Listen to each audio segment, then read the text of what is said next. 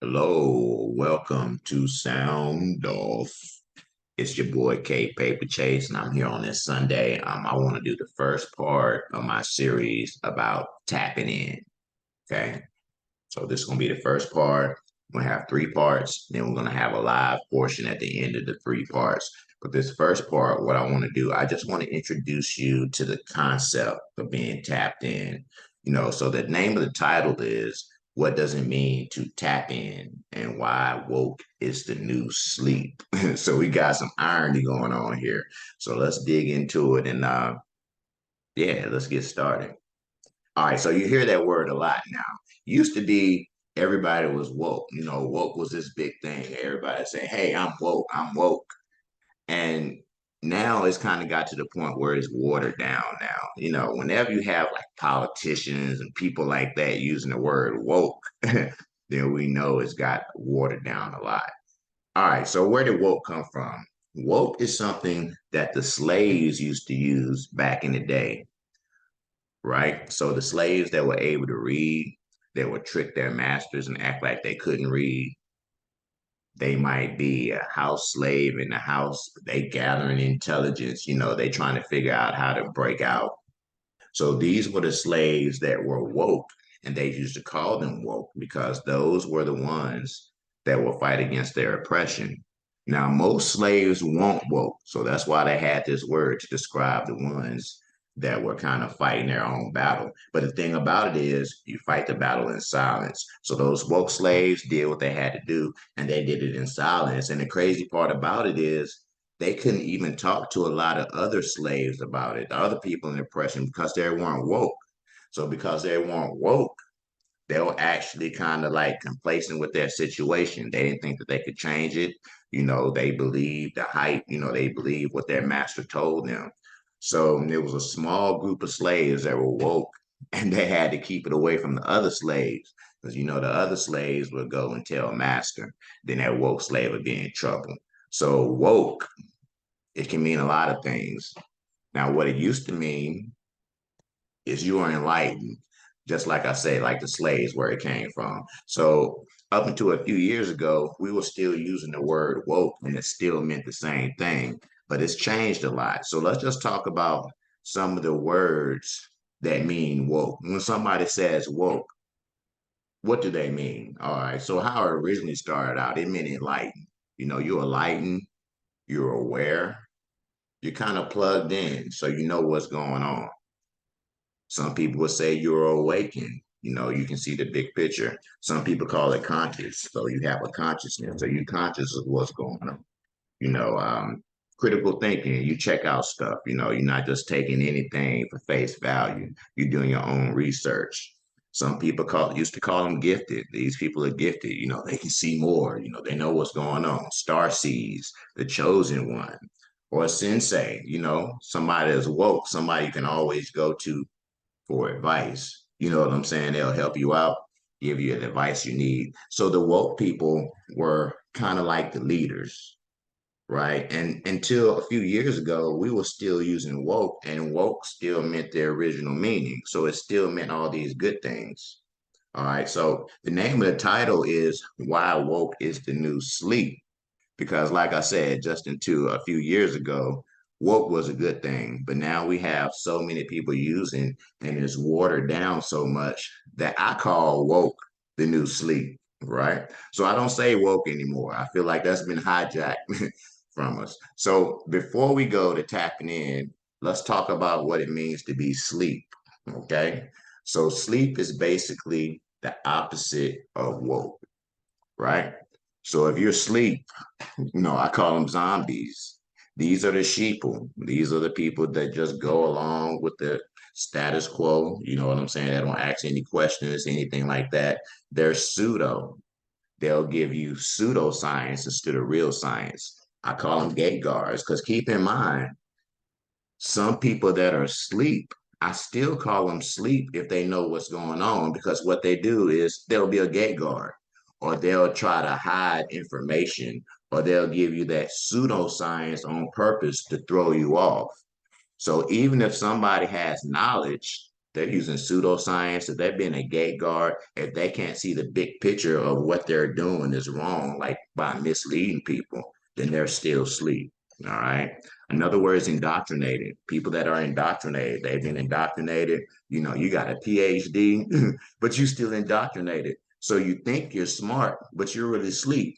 You going and you're doing your voting or whatever you think that's really making a difference, but it's not because you've been indoctrinated to the point where you think that it's going to make a difference, but it's not. So really, you still sleep. Another word is quasi, you fake. You know what I mean?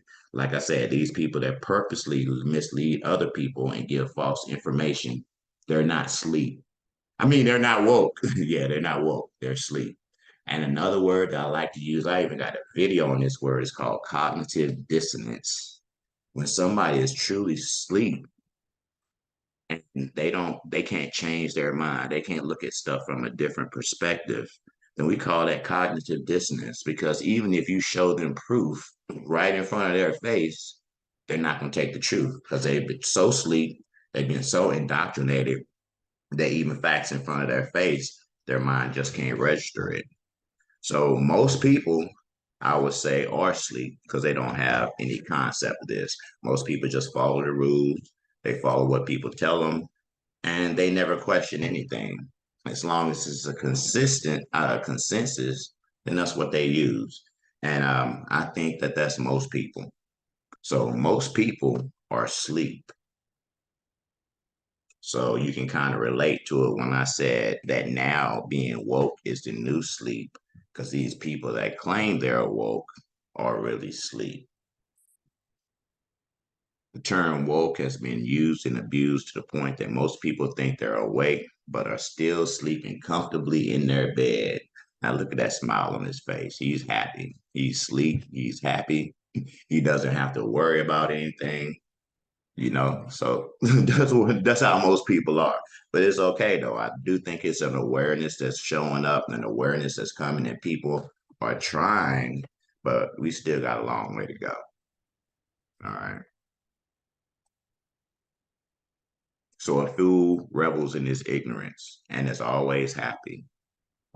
And the reason why so many people they'll do this is because with no knowledge comes no responsibility. So if they don't know anything, they don't have to respond to everything. They don't actually have to, you know what I'm saying, put it through their minds. They don't even have to do any of that because with no knowledge comes no responsibility. So a lot of people actually stay ignorant on purpose so they can stay in their happy little bubble and not have to worry about anything else. So you see that a lot with people, a lot of times people would rather not know. Sometimes you can give people knowledge of something, but do something that's against their paradigm or their indoctrination, and they'll start resenting you for it. Even though it's true, you prove that it's true, they'll be mad at you because these people are happier with no knowledge because then they don't even have to think about it. They don't have to question their indoctrination or anything like that. They can just go with what they know and just be happy and ignorant. And hey, if that's your choice, hey, do what you do.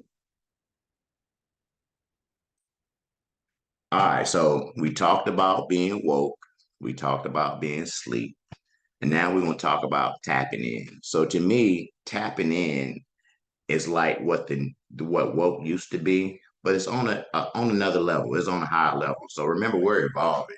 So each thing that we come up with has to have more to it. So to me, what tapping in is to see the big picture. When you're tapped in, it's better than being woke because, like I said, a lot of people that are woke or say they're woke can't look outside themselves or their immediate surroundings. They can't see the big picture. So, to actually tapping in is to be able to see the big picture. And when I say big picture, I mean you have to have knowledge of oneself, right? So before you can tap in and see any kind of big picture or anything like that, I think the first part of tapping in is tapping into yourself. Knowledge of oneself is what's going to help you understand the outside world. So instead of looking outside first, look within yourself and know yourself. Once you know yourself, you'll be able to understand stuff that go on the outside. So yeah, so it's to see the big picture. it's knowledge of oneself, and it's a deep connection to all things. You know, you have a connection with yourself. So once you make that personal connection, you should be able to form relationships with other people, relationships with all things, anything in the nature. You know what I mean? We all are surrounded by an electromagnetic field. We call them vibes. Some people call them auras, but everything living has that. And it's like a kind of like a chain of energy that goes around. So when you're tapped in, you can actually tap into these vibes of this electromagnetism, and you can really tap into them because I've been noticing it even lately. Like I can think of somebody and get a phone call. It's like I'm tapped into the people that are close to me, almost like I know what they're thinking, almost like I know when they're about to call. I can feel their vibrations, and that's getting stronger and stronger. So I think that it is something that's happening on a global thing or whatever that's allowing our energy to be up. But when you tap in, that means tapping in everything and just kind of having the knowledge. I also said vibration. Vibration is important because the way that we vibrate, whether our vibrations are high or low, it's going to always go to other vibrations. So you're going to connect and you're going to attract the things that are closer to your vibration. So being able to tap in also is being able to change your vibration, whether it's higher or rather it's lower, to do what you need to do. And we can't always be high vibrational. You know, if somebody's coming to your house and trying to rob your family, you're not going to tap into a high vibration. You're going to tap into a low root chakra vibration. You know what I'm saying? Because you're going to need that to be able to handle whatever danger that you're in. So tapping in also means changing your vibration and being able to adjust to the situation and knowing when to change your vibration and when you need to do that. So to me, tapping in is more than a replacement for being woke. It's a higher awareness than being woke. Because, like I said, we have politicians saying, hey, be woke, vote. You don't vote if you're not woke. And we're, you have actual people that are voting into the system thinking that their oppressor is really going to let them vote them out. You know what I'm saying? So tapping in is more than a replacement. It's a higher awareness than woke. And it still maintains that wisdom, but it's just tapping into everything, having a higher awareness, knowing when to change your vibration, using that electromagnetism to attract the things that are the things that you want, and the knowledge of oneself and being able to tell these things. So that's important too when tapping in. Okay. Tapping in is not only within, like I said, we should start from within because remember, everything starts from within. You should try to have a full connection with others as well as all things nature. You know, when you get good, you should be able to go tap into a tree. You know what I mean? Go outside and walk in the woods. You know what I'm saying? Get in the water. You should be able to tap in and get that living energy, that life force. You should be able to get it from the water, clear your mind, to ground you. So tapping in means a lot of things.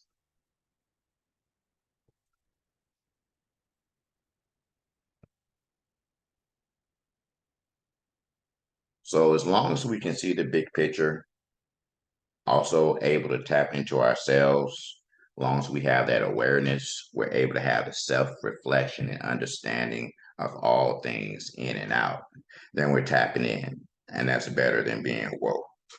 A lot better than being woke.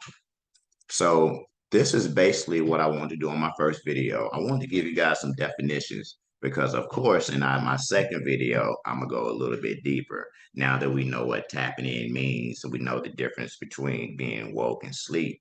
My next video, we're gonna talk about how to tap in and give you practical ways of tapping in so that you're able to tap in and ways to check it to know that you're tapped in, you know. So that's what I'm gonna talk about on my second video. And on my part three, I shouldn't even talk about this yet, but on my part three, I'm gonna let you know what my new concept is. Because I have a concept that's beyond tapping in. Because what's gonna happen is that it's already happening. Everybody gonna start using tapping in. So it's gonna get watered down. So we need to think of a new concept that we can use that includes these things that we can say to differentiate ourselves from the tapped in people. Because, like I said, eventually everybody's going to be tapped in like everybody's woke. And we know that everybody's not tapped in. Yeah, so if you have any suggestions of anything like that, go ahead and put them in the comments. If you have any questions, put them in the comments. I just want to tap in with you real quick to let do this first video. So I want to thank you for joining. Hey, this is K Paper Chase. And as always, we're going to sound off. Hey, you all enjoy your Sunday. Part 2 coming up soon. Peace.